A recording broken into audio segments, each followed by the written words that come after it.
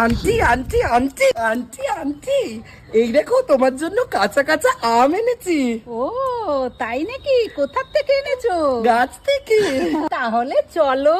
Boom boom Shakalaka, আজ খাবো আম মাখা।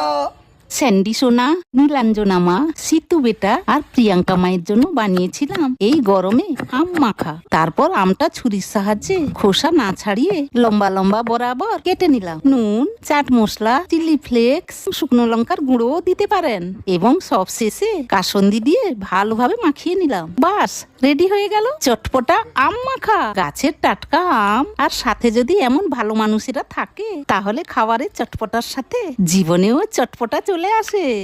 দারুণ